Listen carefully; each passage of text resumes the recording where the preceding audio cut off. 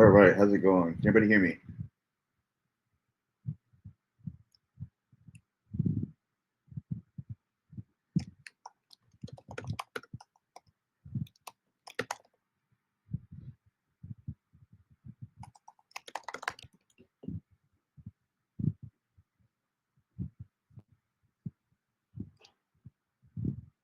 All right.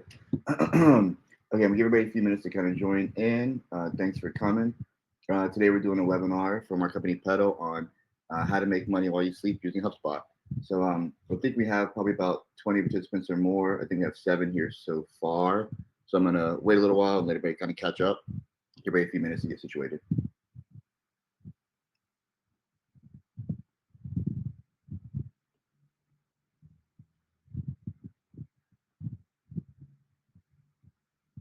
I'm gonna test a couple of things out while I'm here. We have a new webinar tool. So let me see if this works. Can everyone see what I'm typing?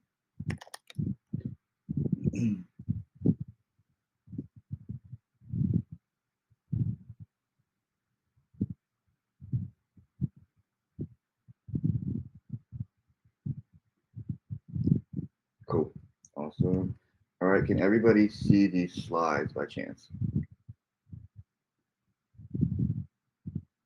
Okay. Awesome. All right. Can everybody see a poll?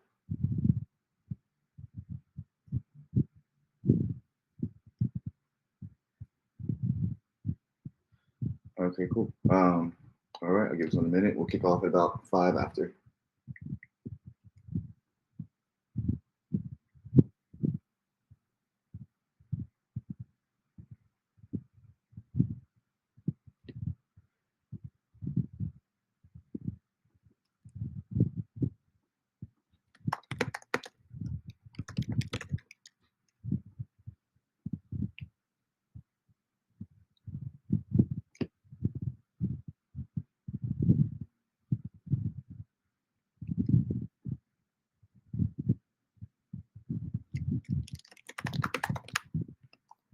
Awesome. Thank you. Thanks for letting me know. Okay. We got a few people here. Hey, Marco. How's it going? Hey, Jim. Hey, Weston.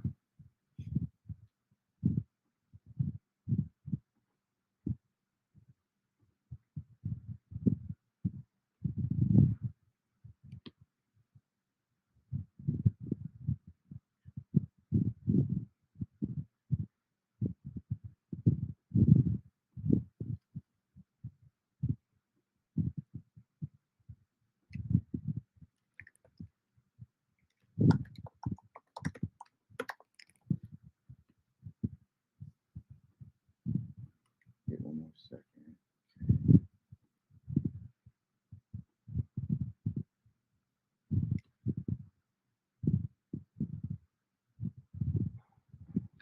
Okay. Do you guys see a poll by chance?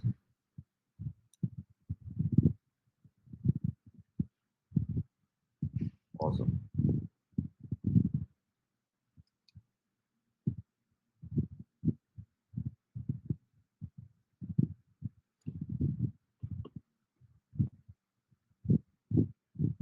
Okay, all right, it's 5 after. I'm gonna kick it off. Hopefully, if anybody's running behind, they'll join in. This is a recorded webinar, so if anybody misses anything, um, we'll send the recording out right after this, and it'll be live on the website from here going forward. So, thanks everybody for coming. Welcome. My name is Isla. I'm the founder of Pedal. We're a HubSpot revenue operations agency, and we're doing this monthly webinar called "How to Make Money While You Sleep with HubSpot." Um, here we go. I'm gonna stop the poll for now. Keep this going. So what this is a monthly webinar series for us to help people out. We get a lot of questions on what we do and how we help people. So we want to create this content for people to join, ask questions, be collaborative, and kind of learn about how we help people and how we grow businesses. So this would be monthly, the last Thursday of every month. It's for founders and go-to-market leaders, typically who sell online. If you do e-commerce, B2B SaaS, B2B services, and your clients used to buying online, this is definitely for you. I'm going to send out these slides after the webinar, so you guys will have access to it, and you guys can get all the guides that we kind of put in here for you guys to work through your processes. And so the next question is, why are we doing this? So we've worked with a ton of startups, and we found a lot of really cool tricks, especially today with new technology and AI, that really helps us generate revenue online. It's been game changing for us. I think Pedal has doubled our revenue twice in the past 2 years. And we do a lot for our clients as well. So we want to share these methods with other people in hopes to build some awareness and help people be more successful in their businesses. So what we're going to cover in this is what to focus on for revenue growth. I know revenue is a big topic and a big thing. And in my opinion, more revenue can solve a lot of problems for your business. If you have growth and you have money coming in the door, it gives you oxygen you need to solve other problems because it buys you time. So that's why we focus on revenue. Which tools you use, how do you track it, what should you do, what's important, and what to measure. So this isn't as straightforward or intuitive as most people would think. So we kind of want to dive into these important topics. So again, I'll send this deck out. We'll have these assets. So if you want to chat with us, you can. If you want to download this, take it home, or share this with your team, you can. So why this matters. So I think that AI is taking over, and it's helpful and it's also hurtful. So if it's done right, it's helpful, but a lot of times what we're seeing, there's a lot of spam going on online, and so it's making it harder to break through for people. So with cold email, for being a big example, a lot of people are used to sending emails and getting deals in the door. That's changing for a lot of people, and it's hurting a lot of businesses. So you want to try to focus on other ways people can grow their businesses and other things they can do, and maybe leverage AI for their benefit. That's better than just kind of the spray and pray method of sending emails out and hoping somebody books a call with you. So that's one of the big things. The next thing is that there's a lot of common bottlenecks we see. We see businesses making the same mistakes over and over again. So we want to help people solve that and hopefully get to the next stage of their business. And then I also do think that HubSpot is the best platform for revenue operations. And so we're a partner there. We want to kind of spread the word of what we've done with HubSpot and how it's helped us, and hopefully we can help you guys. So a quick intro to me. My name is Italo. If for those of you who don't know me, I'm a serial entrepreneur.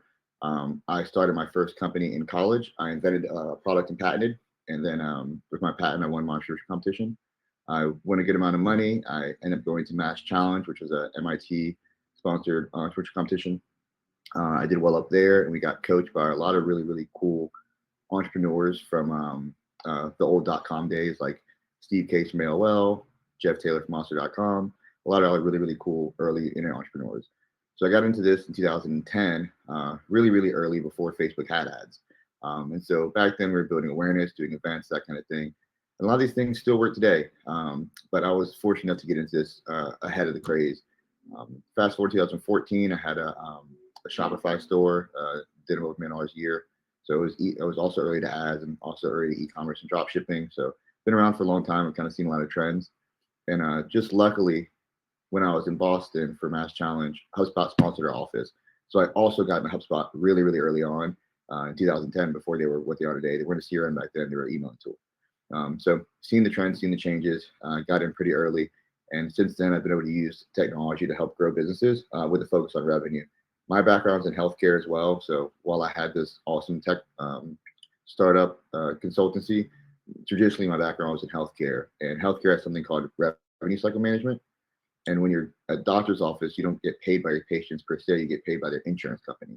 So the process of tracking down your revenue and having a process for tracking down your revenue and keeping those up to date, it was super important to us. And so whenever revenue operations launched, I had an understanding of revenue processes already from healthcare. We would merge that with tech and B2B SaaS and kind of take this next level.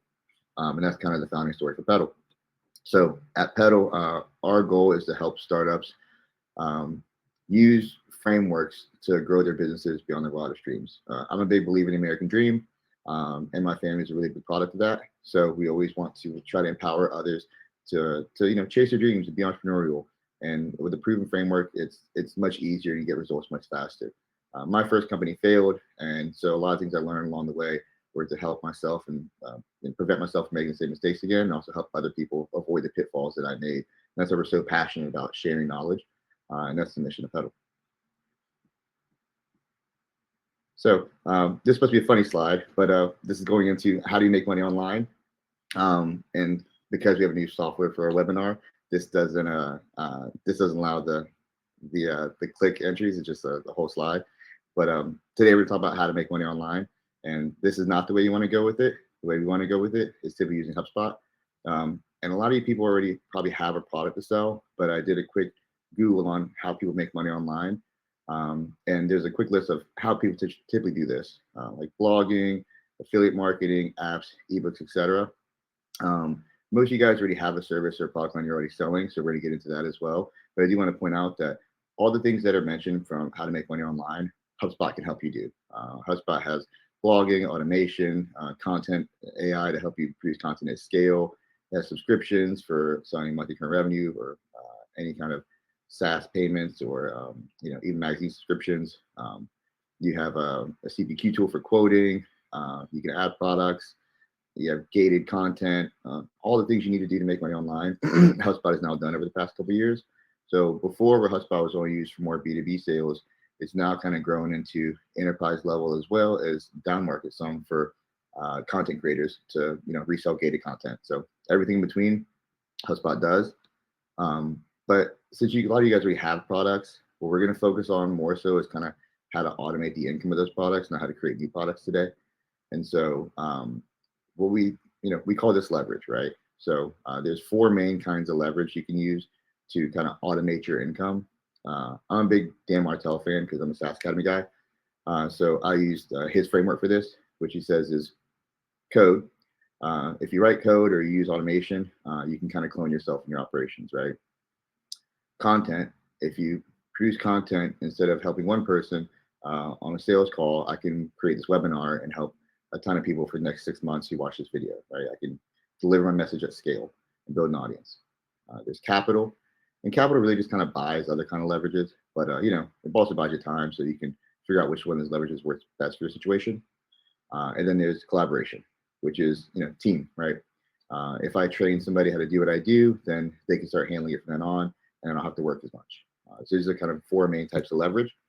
And HubSpot again can help you with all these. HubSpot is code. There's automation, there's workflows built into it. You can automate workflows, processes, follow-ups, etc.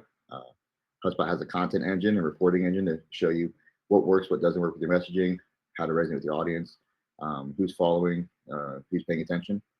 HubSpot does help you make capital.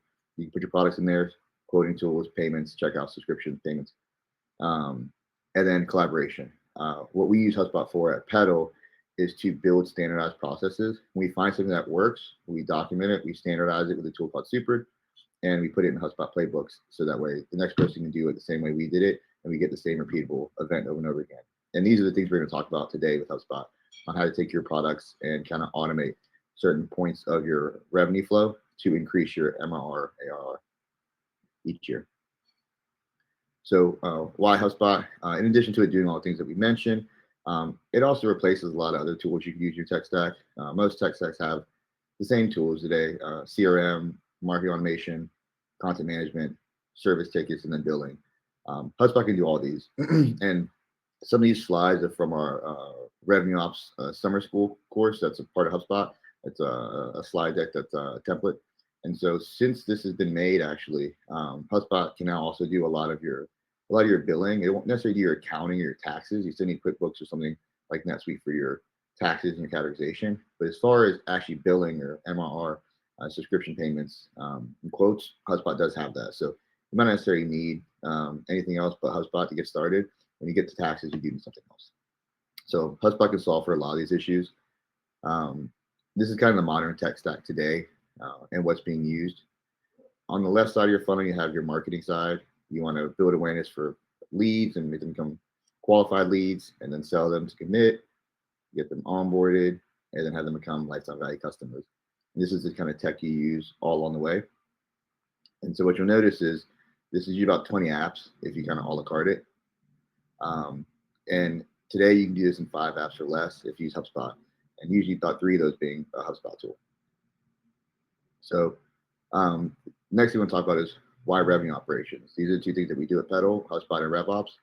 And so why RevOps? Well, RevOps is a proven framework for how people can actually grow their revenue instead of kind of shooting in the dark. And so this is our kind of favorite thing in our secret sauce of our business. So today's date, we've kind of seen startups for a couple of decades now. It's not the first time it's been done. Before, you'd see big enterprise companies like Coca-Cola release a new product. And what would happen is if Coca-Cola decides to release Sprite, they'll spend a lot of money on product development. They'll create Sprite. They'll test it with their current audience and their customers. If they like it, then they'll produce it and they'll launch.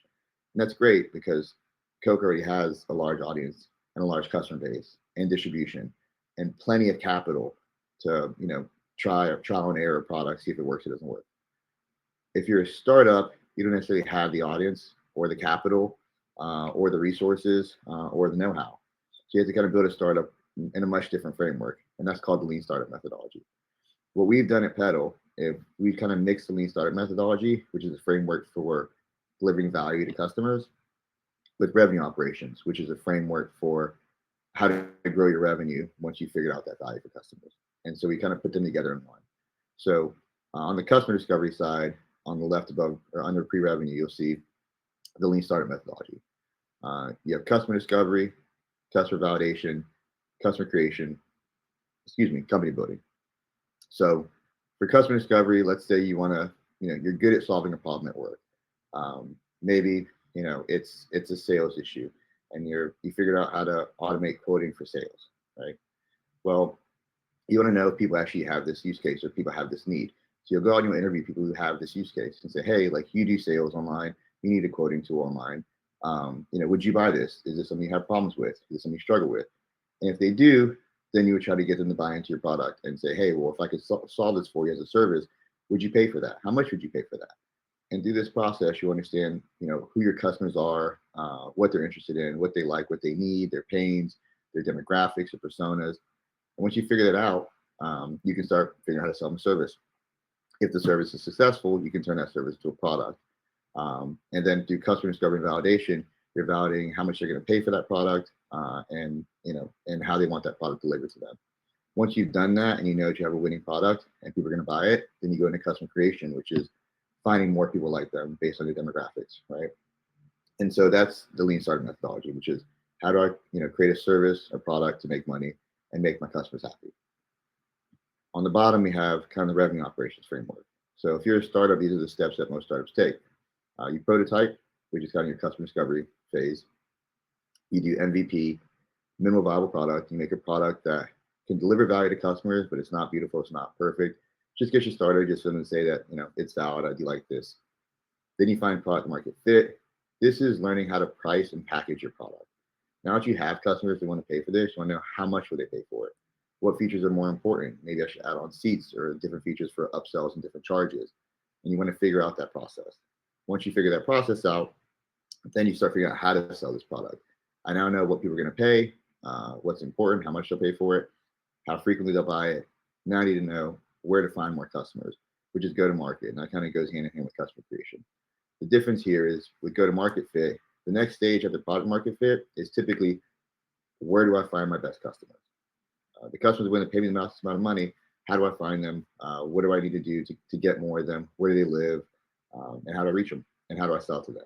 And that's your go to market fit. And this is where most companies tend to fall short. So we have a framework in place of how to kind of do that.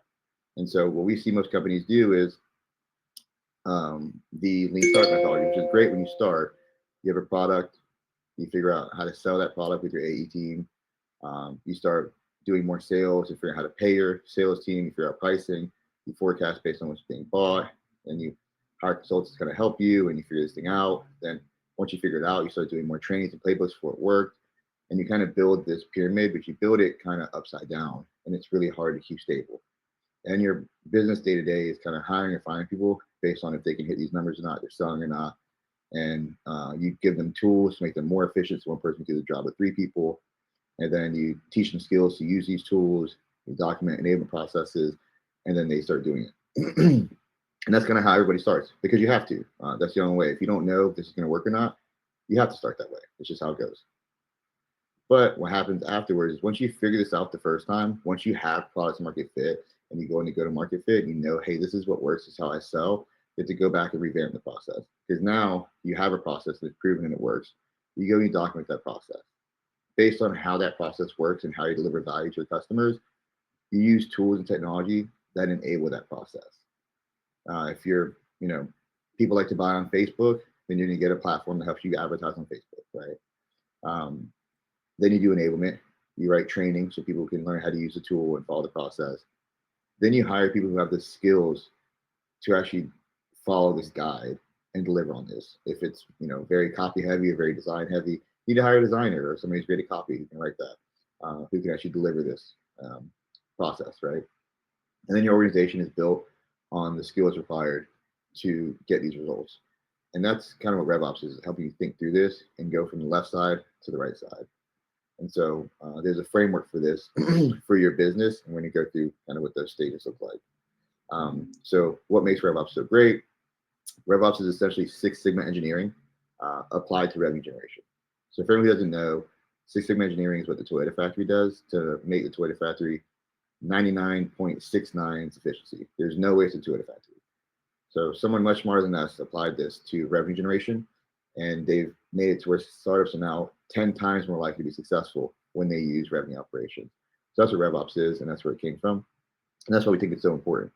And so the way that we apply it to selling online is basically your online funnel, right? So whenever we first started selling online, there was a funnel process. This funnel, is for Web 1.0, Web 2.0. People didn't really trust buying online. They were kind of scared of the internet. There's a lot of fraud and scam. So people kind of got hip to it and realized, oh, we have to make people trust us. We need to create content that lets them know we exist and then helps them consider buying from us and helps them purchase from us. And that was the funnel. And that's kind of how the whole online selling started. Later on, HubSpot came into the game and they created something called inbound marketing. And they developed this methodology called the flywheel. And so what the funnel lacked was, retention. You can sell somebody something one time, but if it's monthly recurring revenue, like a Netflix subscription, you want to keep them happy every single month, right? So it's not just enough to sell somebody. I need to make sure that they got value when I sold them something. And if I did a good job when I sold them, then they should be happy and spread the word about me. And so the flywheel was then developed by HubSpot. And so this process is, attracting strangers to become prospects, engaging them by creating great content to make them happy, help them solve their problems, help them consider buying from you or how to solve their problem. Then they'll engage with you, become a customer. If you do a good job, you delight them, they become your promoters. And then your customers will become your sales reps and your marketers and tell more people about you, which will get more strangers to know about you, and then develops this flywheel. So the more people you help, more people that are happy, the more people that you're going to be able to present to next, and more people you can help, and that's how the flywheel goes. So this is the flywheel methodology from HubSpot, and what RevOps does is applies a scientific model and method to how to make this wheel spin faster. So what we've done is we've put a bow time out on here, and it kind of shows you all the conversion rates, all the math, and all the data that you need to improve this process all on the way from stranger to customer to lifetime value customer. And so the goal of this is the same way Six Sigma was applied to a factory for production, RevOps was applied to your business to turn your company into a revenue factory. So where a normal factory would make a product, your business's job is to make revenue, right? So a factory has three main goals: production, efficiency, and quality. Where your business has similar three goals. Instead of production, it's accelerate growth of revenue, because your product is revenue. Efficiency, lower the cost to make the product. So in this case, lower the customer acquisition cost, right? And then quality, deliver the same product over and over again. The teddy bear is the same every single time, no matter who buys it, right? To make sure that your client gets the same experience, your customer gets the same experience over and over again every time, that they get value, the same amount of value every time. And if you can do these two things well, then your business is going to scale, right? And so this kind of breaks into different things where different strategies happen at different times based on what you're trying to work on. Like scalability is growing revenue. Sustainability is, can we sustain this growth if we're spending a certain amount of money on a lead? Can we do that long term? And then durability is, are you built to last? Do you have longevity, right? And so there's different ways to approach this. Maybe have different go-to-market motions for different products. Sometimes you have, multiple go-to-market motions for one product. Sometimes each product has their own go-to-market motion. And I think this is where people get usually confused and where they have a lot of hiccups. We see a lot of people try to scale too fast and try to do multiple motions at once before they figure out the first one, or they try to apply learnings from one sales channel to another, and the math doesn't add up, and they get stuck. And so this is typically what we see with our clients that we run into. They're going to try to solve for today, what to work on, and how to approach this problem. So, how do we generate revenue? We want to make sure that we're selling how people want to buy. We also want to make sure that we're delivering value how people like to receive value. And anytime in the market where there's a gap between what people want and what the market delivers, that's called the innovation gap. And that's where we can help improve and stand out and make our business different from our competitors. And whenever you have that, it's when you have a big win and increase in revenue. So without further ado, that's all the background. We're kind of hop into this. I wish we had a way for more people to chat. I thought we had this webinar tool that people could kind of chime in. But I know we've covered a lot so far. Oh, there's a lot of feedback from Mark. Sorry, Wesley, I'm just now seeing these chats. Is that better? Can you hear me better now?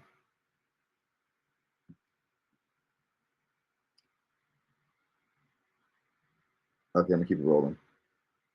Okay, hopefully this is a little better. I'll turn the mic down. Okay, cool. Thanks, Fabian. Awesome.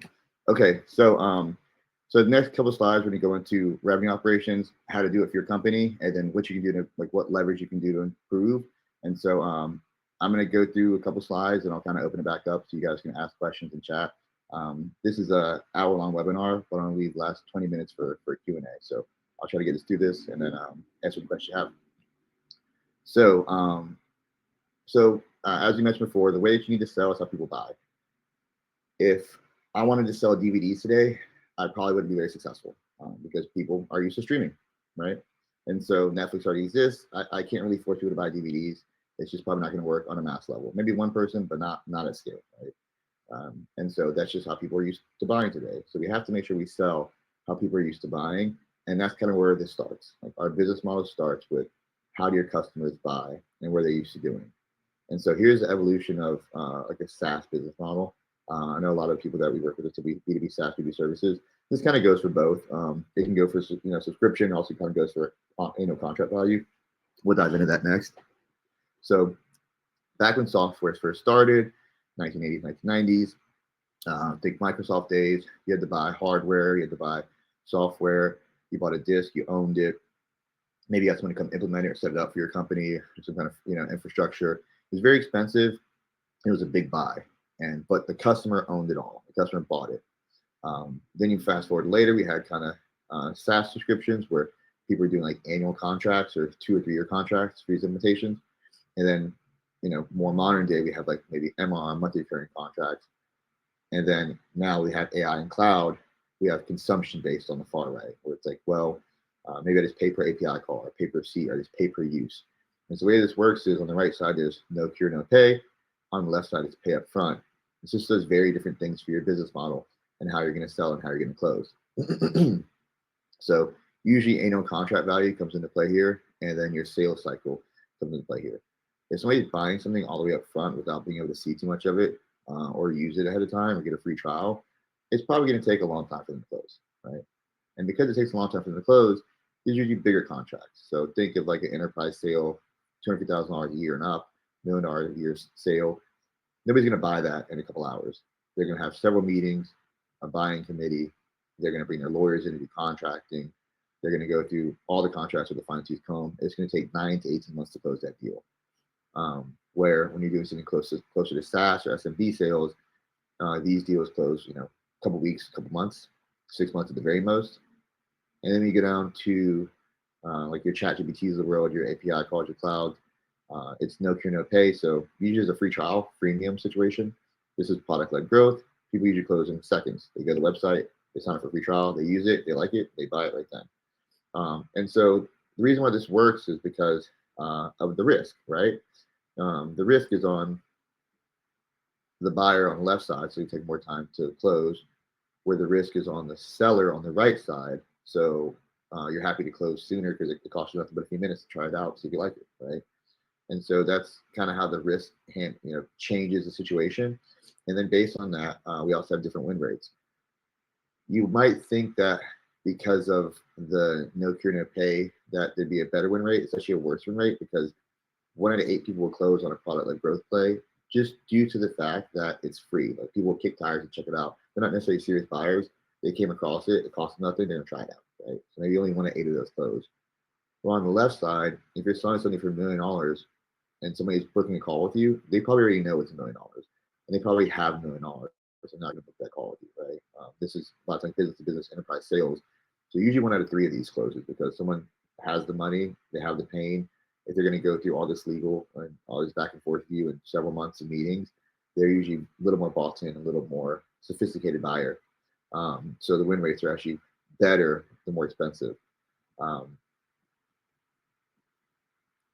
And so on the left side of ownership, middle has subscription, on the right side of consumption. And so annual contract value has a lot to do with this. What we notice is the more expensive, usually the longer the contract, the bigger the deal.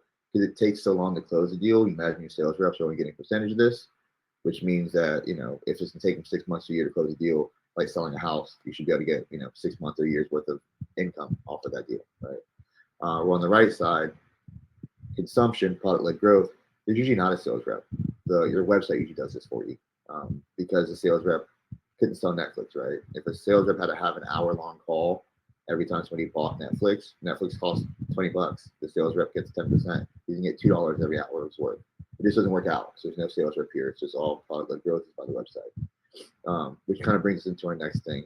So this is the business model, and this is how people buy. And so we have to be aware of how people are used to buying. Are they big companies? Are they spending a lot of money? They need a lot of hand holding? Is that enterprise? Charge more. Go up market. Is it really easy to use, like ClickUp or ChatGPT, where you can just build it and just use it, pay as they go product-led growth? If you're somewhere in the middle, go in the middle. Go subscription model. Maybe it's monthly payments, but it's a 6-month contract. It's monthly payments, it's a year contract. It's monthly payments, it's a 3-month contract. And pull these levers to get your deals to close faster or slower based on the commitment. A lot of times what we did at Pedal is we started out going month to month. When we were trying to figure out product market fit, we would say, hey, we're going to charge a good amount of money, maybe the same as our competitors on the higher end, but we'll let it go month to month, and we'll say like, hey, we're going to mix in no cure, no pay. We're going to say, hey, pay us month to month. If you like us, keep working with us, right? Or try us for a month. If you like us, sign a 3-month commitment. And these are some of the levers we pull to help our deals close faster and to increase our win rates. So this is an example of the levers you can pull along the way. So now, based on how people buy, we have to figure out how we're going to sell. So you have 3 different go-to-market motions. You have selling, marketing, and you have customer success.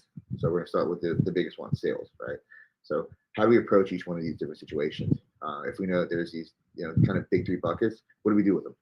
Well, your sales is going to be different based on what you're doing, right? We just talked about the Netflix scenario versus enterprise scenario, which are extreme examples. But how do I know which one to fall into? Well, product-led growth is usually, less than a couple $1,000s a month. If you're under $5K a month, product-led growth is fine. People are usually okay to spend a couple $100 on a month on the internet without meeting anybody. I often buy software for $300, $400, $500 a month, even $1,000 a month sometimes for our company because of your reputation without ever meeting anybody. That's fine. So I would really even say like up to almost $10,000 a year I'd probably spend without ever talking to somebody. That's pretty good for product-led growth because SaaS, has been around for a while now, and if you have your reputation, it'll work. And then if you're selling something that's hundreds of thousands of dollars a year, you're not going to do product-led growth. You're going to have named accounts. When you're selling something hundreds of thousands of dollars a year, this is based off relationships. When you're selling to an enterprise company like Microsoft, they're going to want another name brand like Boston Consulting Group or McKinsey or something else that's name brand, or you have someone on the team who comes from a big enterprise, and it's a very relationship-driven sale. Again, if it takes a year to close, there's a lot of meetings, hand-holdings, lunch, events that happen in that time frame. Versus product-led growth, where your website's doing the selling, not a salesperson. And so these are kind of the buckets you fall into based on how much your annual contract value is. One stage, a good example of one stage is like a ZoomInfo. ZoomInfo, their pricing is not usually on the website because their pricing varies so much based on how many credits you use and what tools you use and so many add-ons that it is a call, but it's just one call usually, unless you're going enterprise. They do have enterprise offers too, but usually for the small guys, it's just one call. You fill out the form, they call you within 3 minutes every time. They have a quick qualification questions, cool, and they'll send you some information you can check out. If you're buying something that's a little more upmarket, it's not simple, 2 or 3 tools, and it's going to be, 3 or 4 grand a month. Then you'll have a second call. We'll kind of have a rep kind of go through an aid and help you qualify. And that's 2 stages. This is where most people who do B2B SaaS fall into. You're usually probably in the middle. That's usually 2 stage. So discovery call, demo call, close. Field sales. This is usually when you have regions. You have sales reps that have regions, just like account-based marketing for the marketing side. But this is like, hey, Joe has the Northeast, Jim has the Southwest, right? And you'll approach it that way. Territory. Where named accounts is you name specific people. If you're starting things that are millions of dollars a year, usually Fortune 100 companies can buy those. You can pretty much name who's in your market, and you go try to build intense relationships with people at those companies specifically by name. And that's how you go. That's your sales go-to-market motions based on price. Now, marketing has to go hand in hand with this, right? So for marketing, if I'm doing product-led growth, probably doing inbound, right? I'm just building content, creating things online, doing social, doing PPCs to drive people to the website so they can sign up themselves. Machine marketing needs to be really educational. It needs to tell them everything they need to know so they can sign up themselves. And the product needs to be so great that they can use it and it's intuitive, right? That's product-led growth, and that's inbound marketing. Same thing for 1 stage.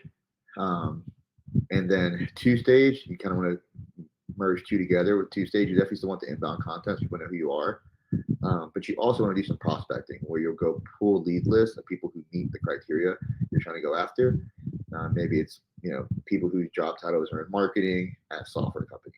And you pull those lists and you market to people on the internet, but you also email people who are in this demographic, in this persona, or ideal customer profile type. Account-based marketing is what goes with field sales. So this is typically you trying to get the attention of people at certain companies. So this is an example of this would be I sell to companies that make between 50 million and 200 million dollars of annual recurring revenue that are in health tech. And so you would target those people and try to get intent signals. So maybe that's 100 companies on LinkedIn, and I go to LinkedIn and I drop ads for them, and I want people who have the right job title at those companies, maybe it's C-level or marketing, etc., to visit my website, to download white papers of ours, to attend events of ours. That's account-based marketing. We're trying to get multiple people at one company to buy in because it's usually more than one buyer. You might have a champion, but maybe a whole committee needs to buy from you at this point. So you want to make sure that multiple people at the company know who you are, have some kind of awareness. So whenever you go to sell to them, it feels familiar. In the advertising works to kind of improve your odds. You have multiple people there who know who you are, and use those intent signals to then start sales interactions. So if these companies started, attending events of yours, your sales team will start reaching out to them, booking lunches, booking meetings, doing gift cards. Target accounts, similar situation, but instead of by the batch, you do it for like one company. Like, hey, we just want to sell to Microsoft this year. We want to get a $3 million contract from Microsoft. We're going to make sure we are at every event Microsoft's at. Have a booth there, and then make sure they know who we are online as well. So that's your go-to-market motions for marketing. I think customer success kind of falls suit as well. So you have a community help desk for product-led growth. Again, you don't want to have one success rep for every person. If you have thousands of users, it's not scalable. So you kind of do like what HubSpot does. You have an academy.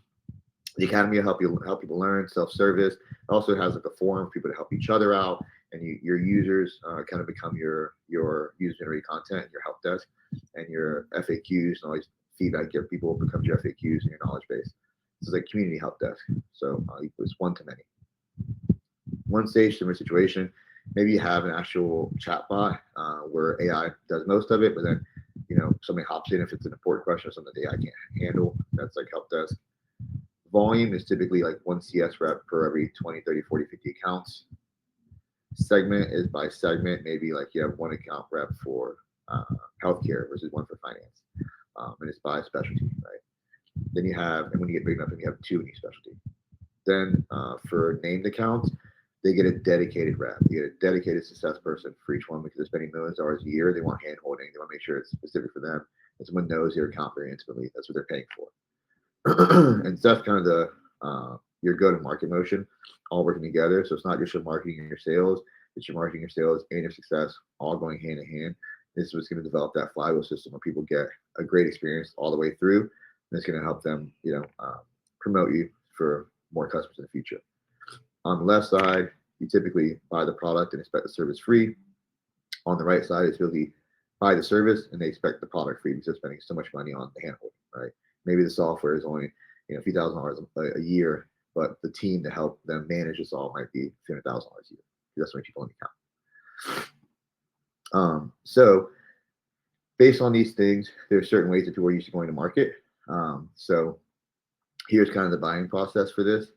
So when you have product-led growth and you're on the left side of this, people are usually used to a few different things. Reputation. The product, like a ClickUp or a Asana, has a great reputation. It's a Y Combinator company. People love the tool. It solves the problem that we need. The users, people usually get in front of like development communities or like power users.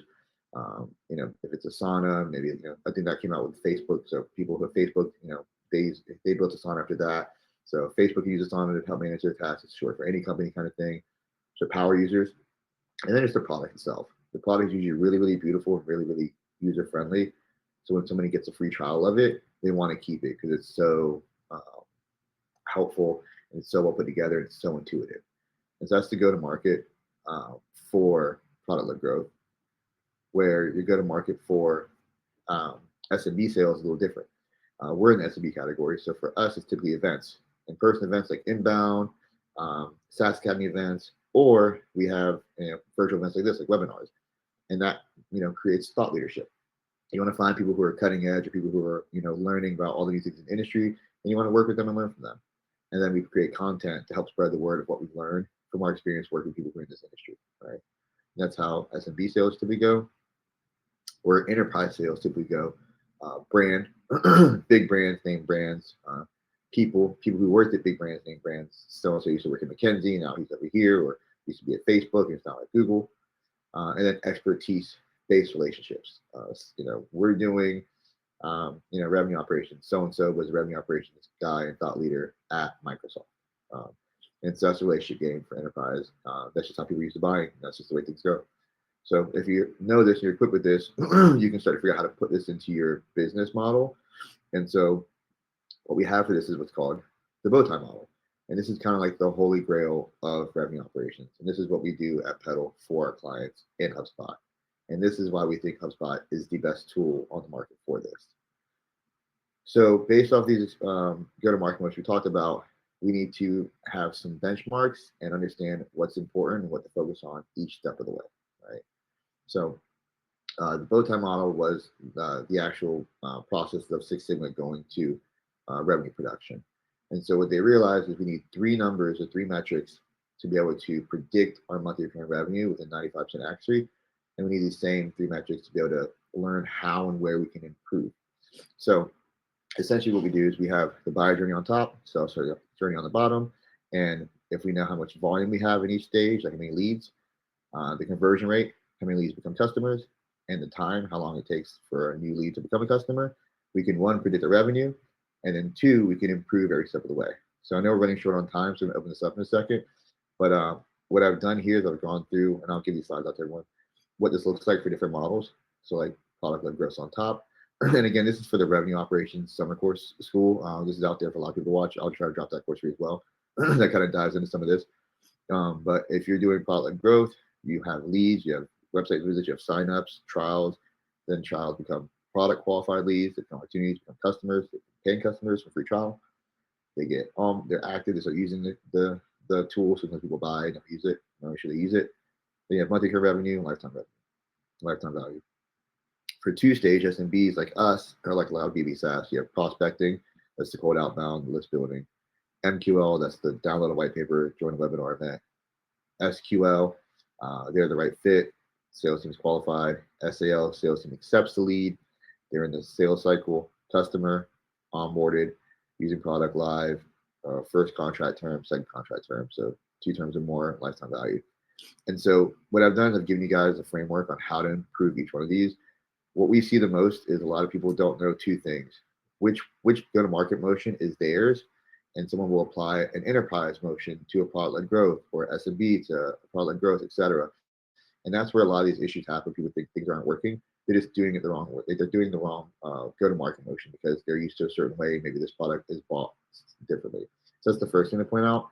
The second thing and big pitfall we notice is people not having the right stages to track. So if you use HubSpot, you can use lifecycle stages to track all these, and we have some information on that in the slides we'll pass over. But if you track the right things, you can always add more stages. But as long as you track these things, you can kind of tell what's going on in your sales cycle. So what we've done is we've given you data and insights where people always tell us like, hey, I have sales reports, but I don't really know where to go from here. But if you have these stages, there is a next step always. So here's some of the breakdown of what happens at every stage, what you should focus on. For one example, like your CR1, your conversion rate from lead to MQL. If that's not going well for me, one, how do I know if it's going well or not? Well, we gave you some benchmarks. So here's some benchmarks based on your annual contract value, right? So how do I know if it's going well or not? Well, how do I measure up here? Okay, if it's not going well, what do I do to improve it? Okay, well, if my CR1 is bad, it's indicative of the quality of my database. What does that mean? Well, if I've identified a bunch of leads, but I can't get them interested in what I'm doing, there's only two reasons for that. I'm speaking to the wrong people, or I'm saying the wrong thing. So how can I solve for these? Well, I can go to my current customers and say, hey, what problems do you struggle with? What pain do you have? And I can try to help them. I can try to use that terminology to help other people and say, hey, my current customers have these issues. Do you have these issues? That make sure I'm saying the right thing. And I also my current customers say, hey, like, what are the demographics of my current customers? What industry they're in? Where they, what kind of businesses they have? And I can make sure I'm talking to the right people if they look like my current customers. Then I can solve this step and test out different ways to approach them, different messaging for them, and then get this conversion rate to be a little better, above par, and move on to the next step. And so there's an answer for each one of these steps all the way through on how to improve. We've documented for you guys here and given you some benchmarks based on annual contract value, what you should be doing, how your team should be performing on these. And before I open up, I just want to leave you with this. This framework kind of shows you where you should be based on your revenue. So like if you have not made $1 million on that product yet, you're probably still in product to market fit. If you have one revenue line or revenue product isn't generating $1 million more each year, you're probably still figuring out how to price it or figuring out who the right person to sell to is. Once you figure that out, then you can find a second audience. And then you can also go to market fit and figure out where these people live. Once you perfected one go to market, like I know my bow tie model, I know all these numbers for Facebook ads. I know all these numbers for, outbound cold calling. Once I have all these numbers down and it's repeatable and how to increase each step, then I have one go to market motion down. Then I can add a second one. The biggest pitfall we see is people not measuring these things and also people not perfecting one before they go on the other. And then they get confused by different data from different points. Because if you sell differently, the numbers can be different. So that's the biggest point we come across. So I want to give you guys information on how to improve these things every step of the way. And now I'll open it up for the last 10 minutes for any questions you guys have. Sorry, I know that was a lot in a short time period. It's our first one we've done in about a year, and I didn't realize how many slides we had compared to how much time we had.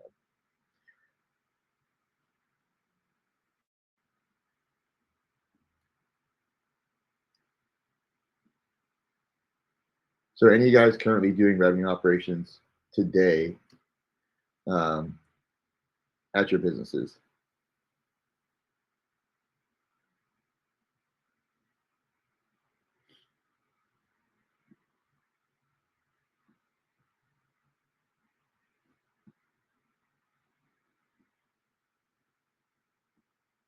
Let's see what we got here. Awesome. And so do you guys have monthly recurring revenue? Awesome. Well, let us know how we can help. Do you guys use HubSpot by chance? Or do you guys use a different CRM?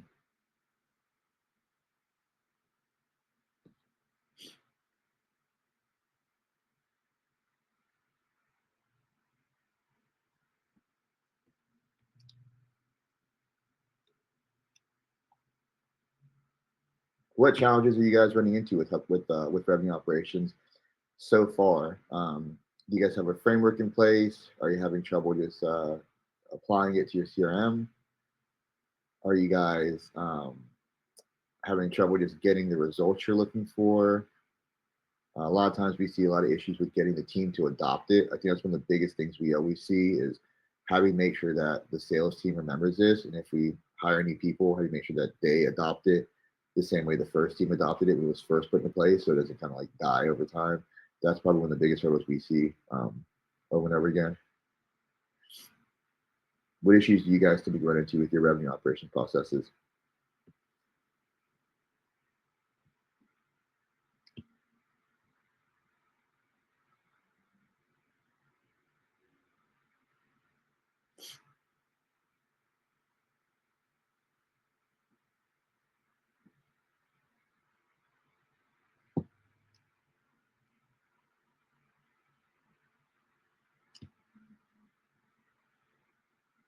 Gotcha.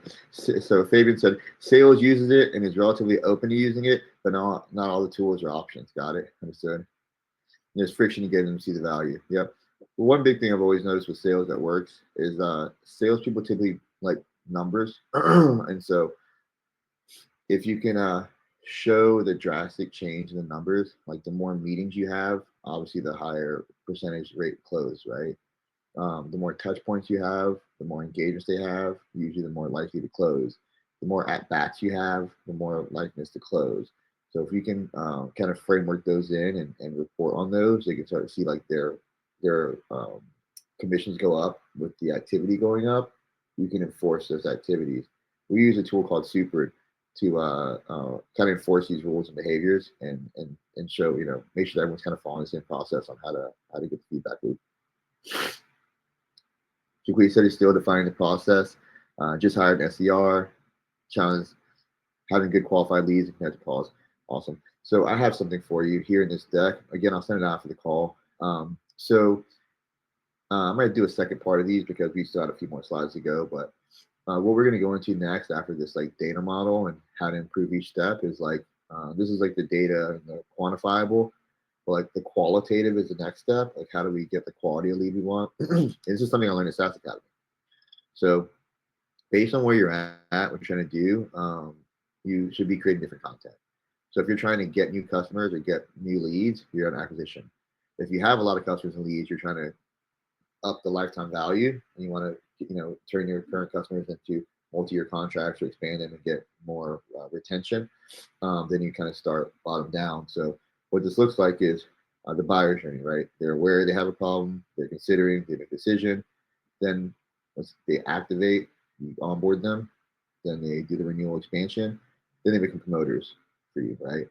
And so you always want to start middle out. And if you have issues with getting qualified leads, you want to go middle up. So you're here, you want to make sure that first you have all the decision-making content on your website to make it easy for them to buy, right? So like what is let's see if I can do this. Can get your picture, let's see. Oh, no, that's not it. Okay. So, so first, you make sure you have all the decision-making content. So it's easy for people to buy, it's easy for people to book a meeting, and they have all the social proof that they need, like testimonials, case studies, white papers for whoever your buyer is, whoever that sales rep's going after, your best buyers. Make sure that there's someone who looks like them on your website. There's a case study that talks about problems that they have on the website. Make sure all the decision-making content you need is done to get those demos or trials booked. Then you go up to the next stage. And so decision-making content is people who are ready to buy today. Like, hey, like I know I need the help. I'm ready to buy. Like, I just need to make sure you're the right person to buy from. Do you have proof? Have you helped someone like me? That's the other big thing. People want to know that you've helped someone exactly like them. Not just you do this generally, but you help people who are in B2B SaaS who are also in healthcare, like specifically people like them. That's why case studies are so important. So those are people who are ready to buy. Decision-making content is going to help them put that call or close right there. Now, once you have all those, you're capturing all those, you kind of go up market. What about people who are not ready to buy today, but they'll be ready to buy in the next 60 or 90 days, right? That's consideration content. That's pain points, right? What issues they're dealing with, how can we help them solve their problem? One good way to think about this is if I were to help them solve this problem for free, how would I do that? So in our case, if maybe you're not ready to buy from us or have us build this for you in HubSpot, I'm going to give you these resources for free so you can try to do it on your own. You can educate yourself. You can learn the best you can. And if you need any help, reach out to us. So that does two things. One, it helps them educate themselves on how they're going to solve that problem in the future. And then two, it lets them test your work, right? Like, do I like the way this person's approaching the problem, right? It's like a free work sample. So you can see if they like working with you or the caliber that you work at. And then the third good thing is goodwill, right? Like if you do somebody a favor, they usually feel inclined to give you a favor back. So you buy some goodwill as people by saying, hey, like I'm going to help you do this the best I can. where you're at now, and if you need more help later, then come back. And so that's consideration. Middle funnel content, right? So make sure you have these for the same thing, all the same personas, demographics, and then you solve all the pain points you can. And then once you have these two figured out, then you go to more awareness. So awareness is problem unaware and problem aware. So you start with problem aware if you're going bottom up, where these people know they have a problem, they have no clue how to solve it yet. They have they're just they just realize they have it, they don't even know the implication of it yet. So it's awareness content. And that's for the problem. There's also awareness for your brand, like you didn't even know you exist. Just making sure that more people know that this is an issue, that there are solutions for it. And that's awareness content. They might not be ready to buy for 6 months or 9 months, but want to start building that for pipeline down the road. And then there's problem unaware, and that's like demand generation. And that's like, hey, how do I create more demand? These people don't even know they have a problem yet, but they will. I want to make sure that I'm there for them when they do. Maybe they'll buy in a year, 6 months, or 9 months. Like taxes, for example. Like, hey, you're a new business owner. You don't know that you might get audited or need to file taxes a year. You don't know that, but I know that because I've been a business owner for a long time. So let me start helping you now think about how to plan and get QuickBooks and categorize. And so when it comes tax time, you're not caught off guard. And that's problem unaware, and that's demand generation. You're building demand ahead of time. And the people who are the best of us marketers, do demand generation really well. They let people know, like, oh, you don't know you have a problem yet, but you will. And they get there early. So whenever they have the problem in 6 or 9 months, they already know who you are, and they're already going to buy from you, right? And that's kind of how you work it from the bottom up to get those better quality of leads earlier in the game. But you start down here, start at decisions. So people are ready now, you get those first, and you get the right people, and then you kind of go up from there. Hopefully that's helpful.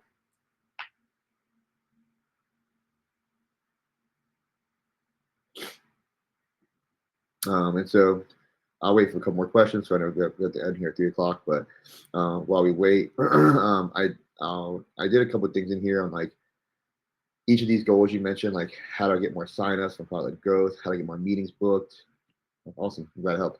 How to get more meetings booked. How to all the things you're going to want to do on all these stages. So I kind of dove into these and like ways that we've solved them, like for inbound, for middle funnel stuff. When people fill out white papers or ebooks or webinars like this, we have an AI chatbot that follows up with them and can qualify leads. So we don't have to go do that manually, and we're not following up on leads 3 days later. It's like immediate. When somebody fills out a form on our website, we have an AI chatbot we've trained to have a conversation with them and just get them on a calendar, just get them booked, right? If they have an issue, they need to hop on a call, get them booked right now. They might not. They might just be, hey, just checking it out, no worries. That's cool too. But if they do need help, it'll go ahead and schedule for them. It's called Schedule AI. And so not next month, but the month after, we have Schedule AI. They're going to join this webinar and do some tutorials on how they use it. They use it for booking meetings, use it for qualifying leads, use it for all kinds of cool stuff. It's a really great tool that plugs in HubSpot. So that's kind of what the next couple months looks like, is us going through some of these tactics and teaching people how we automate some of this stuff. So that way, regardless if you're working there or not, the leads are still coming in, the meetings still being booked, the close are still happening, regardless if you're there or not. The whole point of the tech is to make sure it works when you're sleeping.